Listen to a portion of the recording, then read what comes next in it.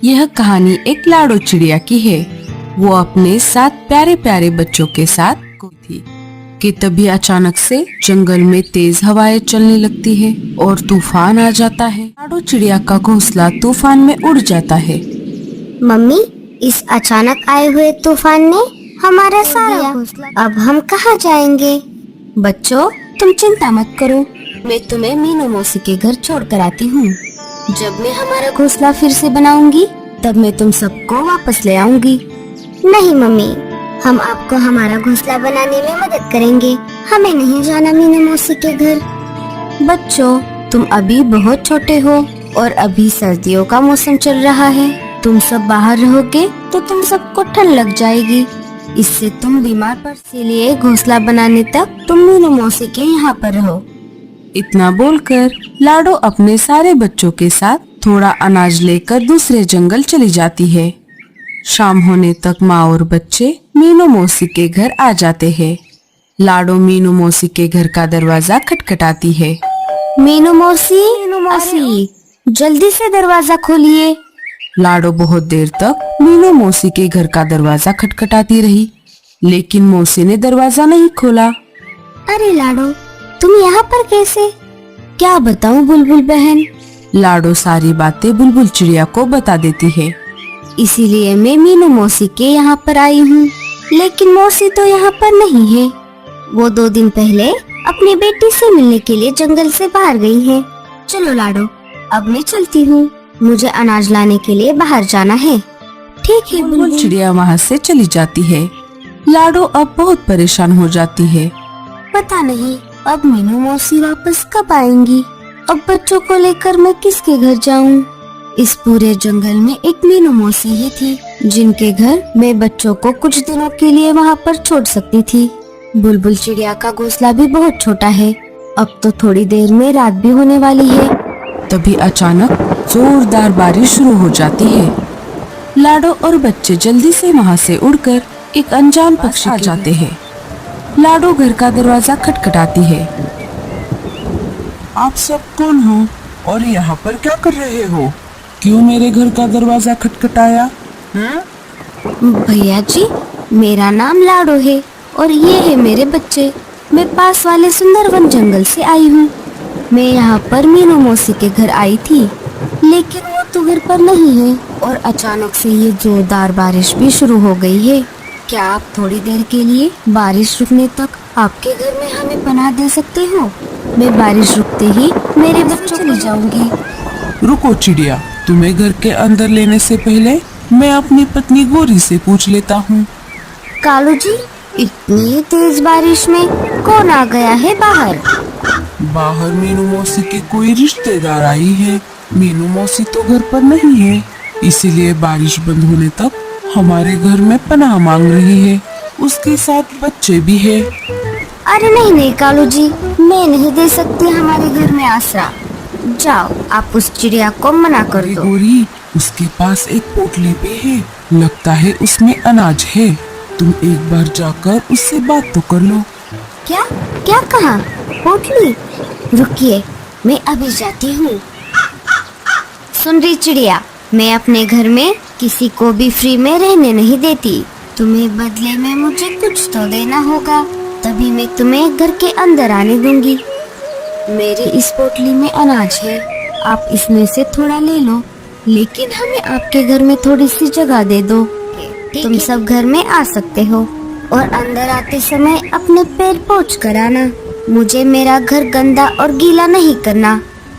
तुम सब इस घोंसले में रहना और तुम्हारी पोटली से आधा अनाज मुझे किराए के तौर पर दे देना। लाडो आधा अनाज गोरी कौवे को दे देती है। गोरी वो अनाज लेकर अपने घर में वापस आ जाती है। कालू जी, आज तो मजा ही आ गया। अच्छा हुआ ये चिड़िया हमारे पास आसरा मांगने के लिए आ गई। हमें तो बैठे बिठाए फ्री में अनाज मिल गया। गोरी, मैंने अदरक वाली चाय बनाई है, जाओ ये चाय उन सबको देकर आओ। बेचारे बारिश में भीग कर आए हैं। बड़े आ गए चाय देने वाले। वो सब क्या तुम्हारे रिश्तेदार हैं जो हम उनकी मेहमान नवाजी करें? अब चुपचाप सो जाओ, ये पी लेती हूँ। आए बड़े फ्री में चाय पिलाने वाले। इधर लाडो चिड़िया नहीं आ रही थी, सारे बच्चे सो गए थे। ये गोरी कौवे तो बहुत चालाक है, बस अब जल्दी से बारिश रुक जाए, मैं सुबह होते ही अपने जंगल वापस चली जाती हूँ। सुबह हो जाती है, लाडो घर के दरवाजे पर आकर देखती है। अरे बाप रे, ये बारिश तो बंद होने का नाम ही नहीं ले रही। अब मैं अपने जंगल कैसे जाऊंगी? लाडो चिड़िया परेशान। तभी वहाँ पर गोरी कौवी आ जाती है। सुन रे चिड़िया, बारिश आज भी हो रही है। अगर तुझे आज भी घर के अंदर रहना है तो बाकी का अनाज भी मुझे दे दे। लेकिन बहन जी, मैं तो पहले ही आपको आधा अनाज दे चुकी हूँ। अगर ये बचा हुआ अनाज भी मैं आपको दे दूंगी तो मैं और मेरे बच्चे क्या खाएंगे? वो सब मुझे नहीं पता। अगर तुझे इस घर में रहना है तो बाकी का अनाज भी मुझे देना ही होगा, वरना मेरे घर से अभी चली जा। लेकिन इतनी तेज बारिश में हम कहाँ पर जाएंगे? हम पर कुछ दया करो। अरे तू तो मेरे पीछे ही पड़ गई, या तो तू मुझे अनाज दे दे, वरना मेरे घर निकल जा। लाडो चिड़िया मजबूर थी और इसी मजबूरी का फायदा गोरी कौवी ने उठाया। लाडो ने बचा हुआ सारा अनाज गोरी कौवी को दे दिया। पता नहीं ये बारिश कब रुकेगी, मैं अब मेरे बच्चों को क्या खिलाऊंगी? जब तक बारिश नहीं रुकेगी मैं अपने जंगल वापस नहीं जा पाऊंगी। रात हो गई थी, बच्चे गोरी के घोंसले में सो रहे थे। रात भर तेज बारिश चलती रही। सुबह होते ही लाडो दरवाजे पर आकर देखती है, लेकिन आज भी बारिश रुकने का नाम नहीं ले रही थी।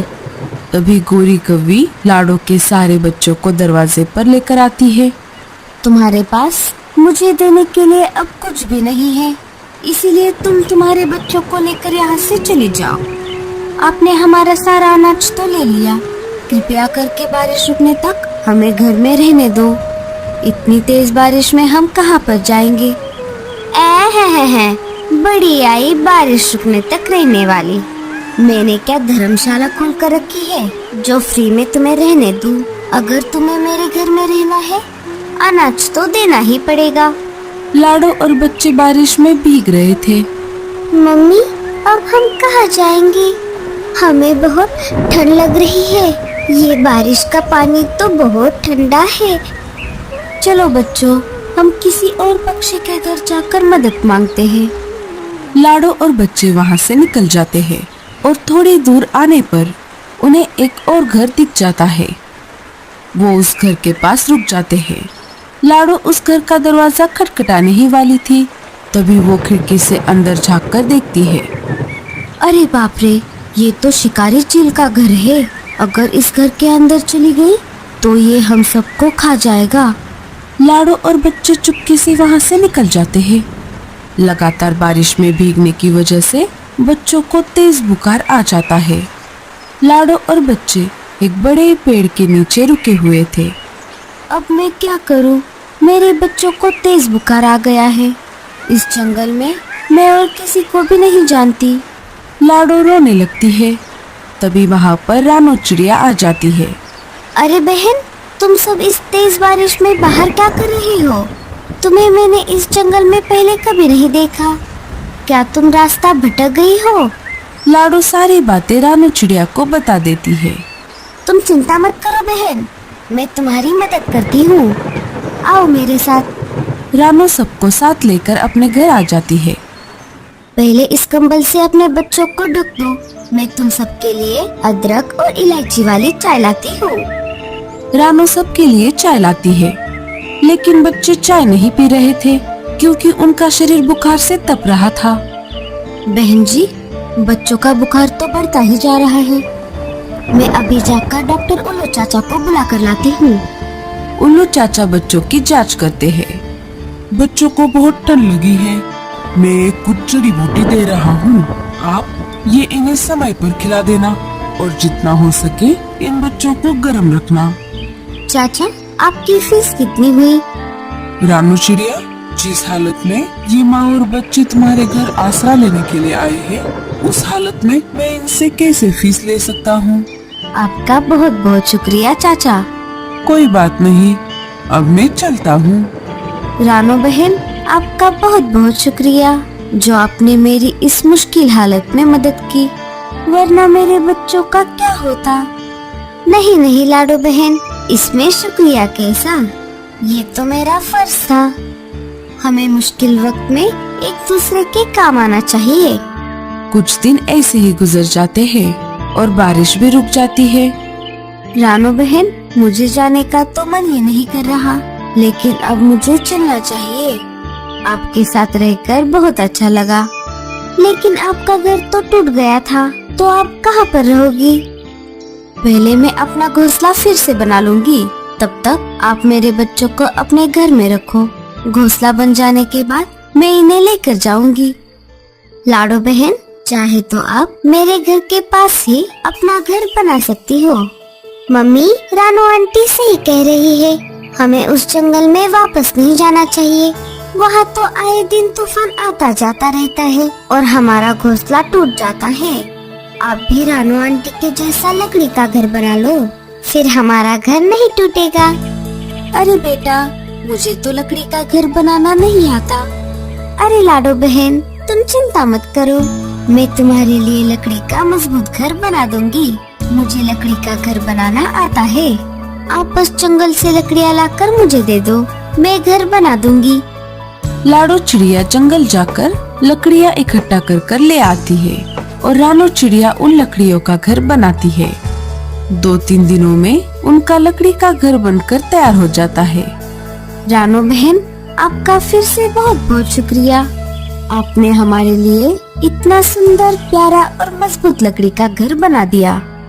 लाडो और उसके प्यारे प्यारे 7 बच्चे उस लकड़ी के घर में खुशी खुशी से रहने लगते हैं।